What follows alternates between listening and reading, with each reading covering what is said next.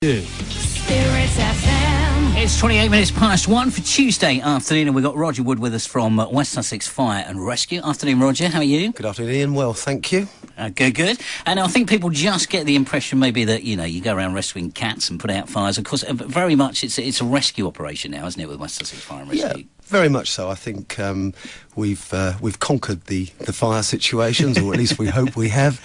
But of course, it's road traffic collisions and the various other incidents like that we go to tends to be at the forefront nowadays. And one of these very important services that I think perhaps all of us take a little bit too much for granted, don't really appreciate until you come and help us out, maybe. Yeah, no, I think that's right, and certainly from our point of view, that's how we want it and that's how we play it. We'd rather you didn't call us, to be fair. But of course, the incidents are very varied, and of course, we will always be there. We'll always turn up, and obviously, hopefully, we'll get a good end to that incident. Now, your Safe Drive Stay Alive campaign launched yesterday, a couple of days ago, something? Yeah, launched yesterday over in Worthing, and I have to say very successful for a kick-off. And of course, we're now going all across the county, certainly through the month of November, and then moving on into next year as well as. So we've heard your hard-hitting adverts that are going out on Spirit FM, amongst other places. What is the campaign all about, Roger? Tell us about that first. Certainly. Well, the campaign, it was an idea that I had about 3 years ago, certainly since the change in our Act. We're now, with our 2004 Fire Services Act, or Fire and Rescue Services Act, we now, have to work in partnership with other services, and of course road traffic collisions and the road traffic scene, we needed to do something about. So an idea that I sort of got from Fife in Scotland, where they'd been running safe drives, I thought we'd try and bring it down here. And I have to say, very successfully run, but of course we need to keep doing it, because we're still getting our road traffic collisions, and in particular our fatal collisions, and certainly a third of most of our fatals are young people between the ages of 17 and 25.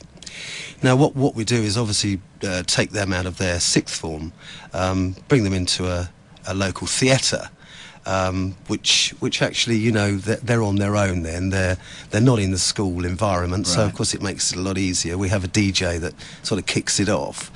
And then what we're trying to do then is to give safety messages from, members of the Fire and Rescue Service, the Sussex Police, NHS, paramedics, and of course we have a disabled young person that obviously was in a road traffic collision, has been disabled since, and a mum who's lost two sons in two separate accidents.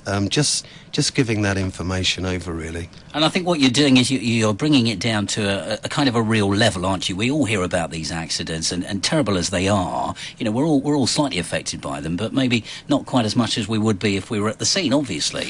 And maybe that just brings it down to people's level, does it, do you think?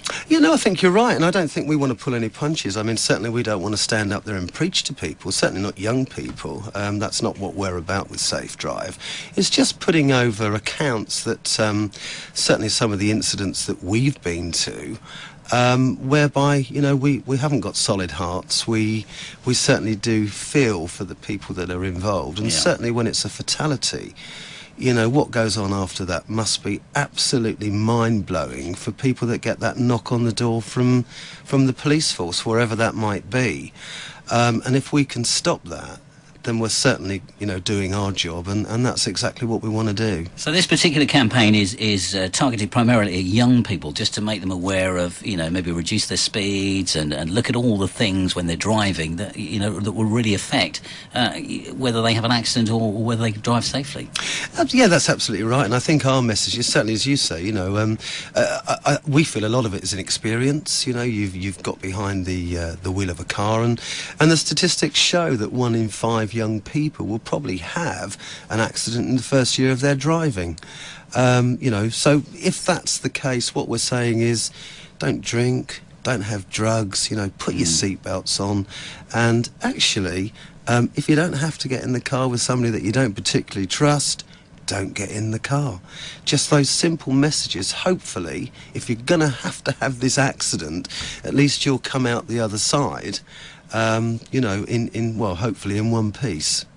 Well, after 23 minutes to 2, Roger Wood is with us from West Sussex Fire and Rescue. We're talking about the Safe Drive Stay Alive campaign. And Roger, of course, we all hear about these terrible, tragic accidents. And as you've said, the worst thing of all after the accident, of course, is that knock on the door. And, people have died as a consequence of someone else's actions. I mean, what sort of incidents are you getting called to? Obviously, there's a wide selection. But, I mean, with this particular campaign, are you targeting fast drivers? Are you targeting careless drivers? Is it inexperienced? What is it that contributes and helps you to push this forward? Well, I think we're blanketing really, the whole. As I say, we're looking at year 12s, sixth forms in school, obviously just before they start to drive. Some are perhaps, have just started. They're on the way there, maybe on scooters and that sort of thing, the mopeds of the world. But they're still an issue. They're still driving. They're still on our roads. And I think what we're trying to do, as I say, we're not preaching anything, but we're just trying to give over this safety information to say that, look, we've been there, we've seen these accidents. And of course, no two accidents are the same. No. We must say that, and every sort of fatal accident is looked into by Highways and Sussex Police. It is, as I say, just this blanket thing where we're trying to give over as much information as we can, and a lot of it is inexperience. There's no doubt about that. You get behind the wheel and you've got a lot, faster cars nowadays than perhaps in our years when we were starting to drive. Yeah, that's very true. And of course, with the speed and the fact that perhaps you haven't got seat belts, it's not cool to wear a seatbelt. We've been told, perhaps that has a fatal outcome. So is it, in a lot of cases, it's the culture, is it sort of peer pressure to get out there and be the boy racer and drive very fast and not wear your seatbelt, as you said, things like that, to some of us would be automatic, that, you'd automatically get in the car, put your seatbelt on.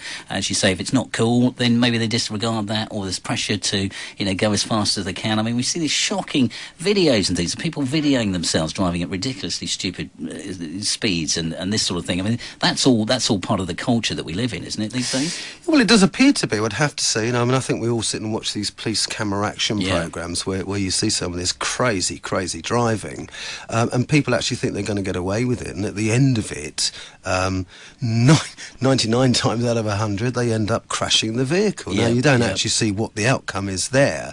One of the things that we've been told and that we've sort of looked into is the fact that young people nowadays live in a virtual world. Right. And what I mean by that is the fact that, with the Game Boys and Xboxes, you put these programs on, they start at one end, finish at another. They've probably been killed a number of times, and it just appears that this is the culture. Unfortunately, when you have a road traffic collision, in the wrong circumstances, there's only a one-off. You can't live in that virtual world. No, you can't press start again or whatever it is and come back again. No. Absolutely right, and that's when it all goes wrong, and that's obviously when we turn out and pick up the pieces, so as to speak. Right, so you're going round now. You do this show. Is it? You call it a show where you get the youngsters involved in a theatrical performance as such, or they come to a theatre and you talk them through bits and pieces. Just talk us through some of that, how that works. Yeah, of course. I'd like to stress that actually, the people we use are real. They're fire officer, a firefighter. I do the presentation myself, to start with, and then following myself. What we're trying to depict is that usual sort of Friday, Saturday night out, in the clubs, and following that, what you get is a few beers, might be drugs, it might be whatever. The inevitable happens, the crash happens, and we've actually made a film, in-house film with our media department, where we've actually portrayed this happening, this journey, so as we sort of, say on the day, that runs from a very happy time to an extremely traumatic time, not giving too much away, obviously. Of course, yeah. But at the end of the day, we have these people coming on. They, as I say, they're not actors, they are professionals in their field, plus our young man who has been disabled and mum who's lost two young people. It goes all the way through. Yes, hard-hitting, a lot of tears at the end of the show, with some of the young people that, and from our point of view, we don't always know their background, so we have to be a little bit careful. We have our trauma team there Yeah, as of well. course. So if they Yeah, want to yeah. talk to somebody afterwards, then that's fine. The emergency service personnel will just give a true life account, basically, of incidents that they've been to, trying to put over that actually you can't always get away with it. Well, that's surely got to be the best way to do it, hasn't it? To relate your real life experiences to people who you don't want to go into that experience themselves. And you're touring this round West Sussex at the moment, yeah? Yeah, that's right. As I say, we started in Worthing yesterday. I think Bognor next week. Chicheser College, we have 3 days there, and then we're off to the other end of the county, Haywards Heath, Crawley, later on in the month. So hopefully by the end of our little tour around, we'll have seen 10 to 15,000 young people. So hopefully we can do that That's year on great. year and That's really good. get the message through. So if people want to, I mean, obviously you are going to, as you say, schools and colleges and the like. If people want to can they get their kids involved in this? Can they send them along to your shows, or is it particular schools that you're targeting? We target the schools and colleges in the hope that we can get the majority of the year 12s, because that's the one that we're looking at the moment. But what I would say is that if anybody felt that their young person or hadn't been invited and wanted to come along, then give us a ring on the West Sussex Fire and Rescue Service number, which is 01243 786 211, and ask for Jackie Boyle. Right, okay, so if they want to get themselves booked up on that, that's the thing to do. Excellent. Roger, listen, thank you very much indeed for coming along, telling us about that. It is a hard-hitting campaign, and I'm sure it will be, successful in making the youngsters aware of the work that you do, and how hopefully you won't have to be involved with them in the future. We wish you all the best with that. Thank you very much indeed, and of course, thank you very much for everything you do. Roger Wood from West Sussex Fire and Rescue. Thank you for joining us. Thank you.